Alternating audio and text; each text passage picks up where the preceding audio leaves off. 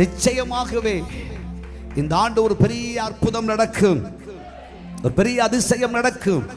உன் பெயரை கர்த்தர் பெருமைப்படுத்தி சகல ஜாதிகளிலும் கர்த்தர் உன்னை மேன்மைப்படுத்தும்படி கர்த்தர் நல்ல அபிஷேகத்தை உனக்கு கொடுத்து உன் குடும்பத்தில் இருக்கிற எல்லா வனாந்திரங்களையும் வேதனைகளையும் கஷ்டங்களையும் கர்த்தராகிய தேவன் நீக்கி போடுவார்.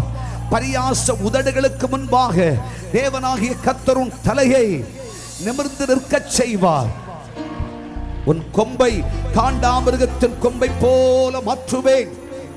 உன் தலை உயர்ந்திருக்கும். நீ சகல ஜாதிகளிலும் உயர்ந்திருப்பாய். நீ மேன்மைப்படுத்தப்படுவாய். நீ ஆசீர்வதிக்கப்படுவாய்.